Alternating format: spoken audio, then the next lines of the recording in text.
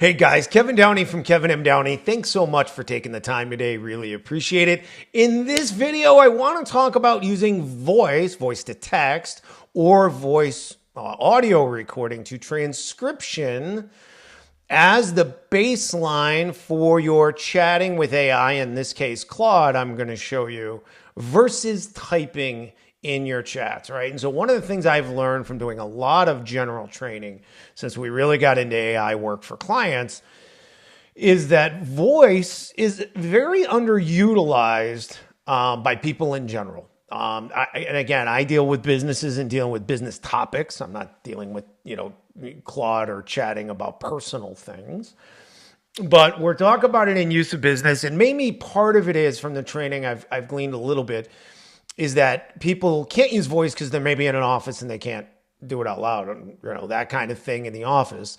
But one of the main things I cover in general training, which I do a lot of one-on-one work to basically, general training is to cover a lot of baseline work and work with the individual depending upon how advanced they are, whether they're a newbie, beginner, intermediate, right?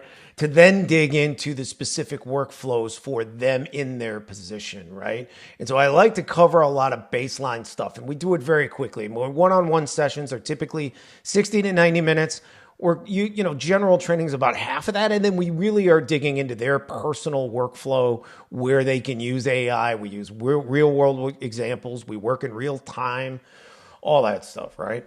But one thing that comes out of the early stages of training that I always ask people is their use of AI, both in business and then, of course, to some degree, do they use it personally, right? It's always interesting to know whether they do, or do they make it a habit of using AI? Is it just personal? Is it just business? Like, where are they using it? It's good information for us to have some background on that with people.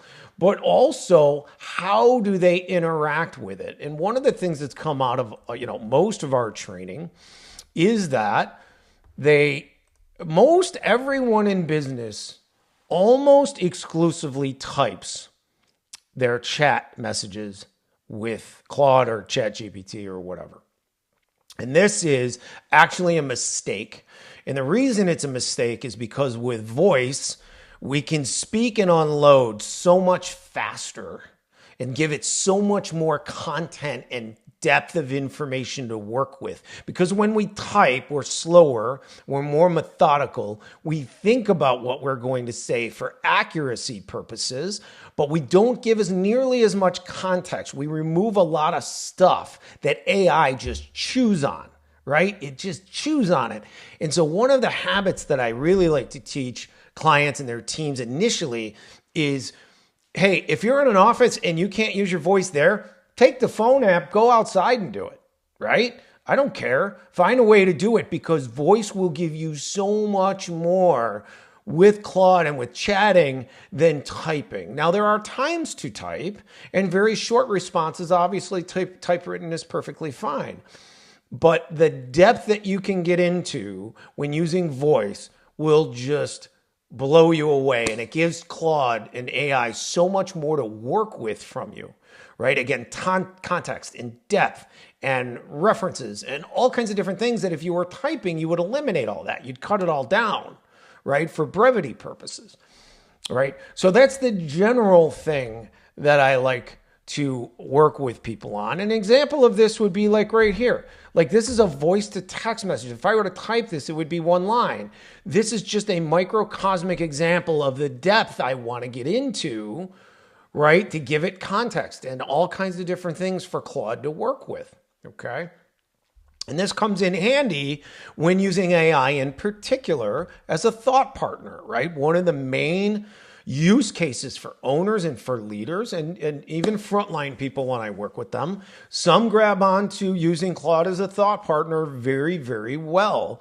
And they come back to me and they say, oh my gosh, that voice tip, and then using AI as a thought partner, not just a task accelerator, was just opened everything up. And this is usually the light bulb moment, especially for owners that are newbies, I would say. Not just owners, but I would say newbies. Those that really haven't touched AI, they've used ChatGPT maybe once, twice, three times as a search engine, but they haven't used it. right? And when I work with those people, it's the most exciting and satisfying part of what I do is training people that are completely new to it because the light bulb turns on and it opens them up and they just are like, oh my gosh, I can't believe what this thing can do. And that is the part that just blows people away. And it's so much fun, right? Especially, again, complete newbies. Whether it's an owner, it's a leader, executive, frontline person, doesn't matter, right? So voice chatting, very powerful. You can do it on the web. You can do it on the computer app. You can do it on the phone app. And obviously the phone app is really easy, right? And sometimes, again, your chats are saved in your account in real time, right? So I can use the phone, do a voice dump, or I can use, voice to text, start a chat or work within a chat. And then when it's kind of refined down, then I can go back to the computer if I need to, and I'm going to do a lot of typing, right? So that's one, we call that kind of hybrid chatting, right? And so I've got a nice piece that we give to clients called Voice or Type. If you want a copy of this, just let me know. It's a nice little cheat sheet on the topic, the hybrid workflow, how to use voice with AI, all that stuff. Okay. Let me show you an extreme example of voice because there's two ways you can do this. And this is one that a lot of people, I actually haven't come across a client who's done this yet, anybody. And once I've shown them, some of them have grabbed onto it and really started to use it within their organization at all levels. And we call it, part of it is process documentation. A big part of it would be to use it for marketing.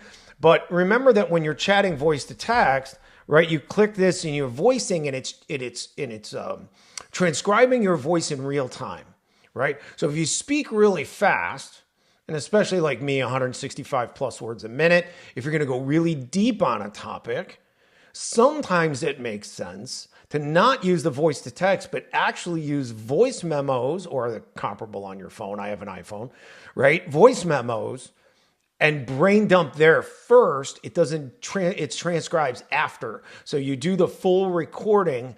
The voice memos on Apple actually works pretty well for the transcription. I have Whisper Flow. I have Otter. I have found that I haven't needed that yet. And let me show you an example. So here is an extreme example of using voice to create something this was my first test that I ever did with Claude of this type. And so if you didn't know, I did email marketing for clients for 8 years, sent 110 million emails for clients. So I'm, I guess, an expert in the space, right? So I don't need much to be able to explain email to create the documentation, right? A little outline is all I really had. So this is my first test of a full brain dump via voice to transcription, which I use the Apple transcription within voice memos itself. So this is 29 minutes and change, almost 30 minutes, almost 5,000 words. And I had to backtrack in the audio at least once, maybe twice on a correction. And I wanted to see if Claude could take and turn this into an organized document.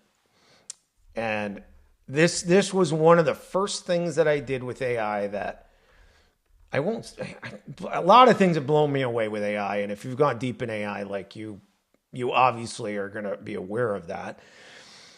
But this was one of the first, just blow my mind moments, right? Mind blown. I gave it a brain dump and I said, Claude, put this into some organized article. And it turns it into that black and white thing on the side, right? Which is basically its own internal format.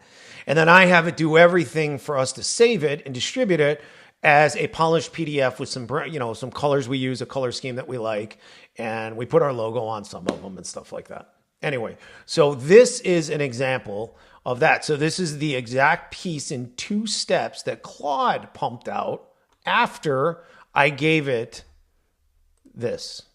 That's all I did. 2 steps. First, give me the black and white, and then I had it put it into a nice polished PDF, I call it. And Claude now knows from memory what I mean by that. So use color scheme, cover page, make it kind of pretty, a little bit of graphics, not overdoing it, right? But just not black and white, right? And this is what it gives me, right? And it is dead on. There wasn't a single mistake in the actual content. The only fix that I had to make when I did this version is that there was a graphical part on one of the pages that needed to be fixed. Other than that, the content itself, it got perfectly. It was perfectly organized. I didn't give it any real instruction on that. I had kind of, again, an outline that went from beginning to end, but it wasn't dead on. I mean, you could, in fact, Claude naturally reordered part of it because it said, well, the logical way to do this is this, and this. And it was dead on. And so if you're not sure what your use case is for this, let me give you some examples. First of all, in the marketing department, you can build marketing content like crazy for a company. The marketing department can interview leaders in all kinds of different departments and get all kinds of great content out of them. Written content can be audio content that you turn into audios, you turn into videos. You can build PDFs, you can build sell sheets, pitch decks, anything you want. Multi-purpose, right? From interviewing people in the company. Okay. The other way we call this process documentation. The other way would be the other thing that it's definitely used for by companies when I show them this is process documentation. So knowledge bases, internal knowledge bases from a department, onboarding process for HR, SOP, standard operating procedures. You name it. Just think of all of the people in your company that have all this stuff in their head about your company or their job that really isn't documented anywhere, or at least not documented in detail like you'd like to have it. And you want them to document it, and this goes to the whole voice thing, but them sitting down and typing it all out is just an exercise in frustration. If I just think about it this way, if I had to go and write this out, organized from scratch, that would take me, I would say, a full day to do and really get it right and refine it. With audio and a brain dump, I was able to do this, 30-minute recording, transcription, give it to Claude. Claude spent 3 or 4 minutes organizing it all, and then another 4 to 5 minutes maybe doing the PDF. So it took certainly less than an hour. And I got a polished document that was flawless. Just amazing. All right. So think about AI and using audio. It is an absolutely huge facet that I think is often overlooked or not. A lot of times when you talk to people, they literally don't even think of it that way. They've never even given it any thought to actually use their voice as the primary driving mechanism to chat with Claude. Right. And certainly voice to transcription, it hasn't crossed their mind. And when you start working with AI this way, it opens it up. It opens it up big time as a thought partner. You go a lot deeper. And again, remember one of our golden rules, right? We have 2 main rules in that we kind of teach, right? And remember one of them is the more you put in, the more you get out, right? That's true of a lot of things in life. That is absolutely true of AI. It is amazing that if you give it more depth, you will get more out of it. I'm trying to figure out where it is in here. But anyway, in any case, if you have any questions, you want to work with us, general training, you want specific task acceleration or use case for specific people in your organization, we can help. Build that out for you. And then, of course, if you have any integrated or agentic work that you want to look at, we can quote that for you. Okay. We have a dedicated form that we need filled out for that to get a quote. We actually have you record a video or audio, share some information, images or something like that, so we know what we're looking at, so we can give a good quote and not to exceed number on a project. Okay. Anyway, thanks for being here today. Best of luck in business, and we'll talk to you soon. Thanks.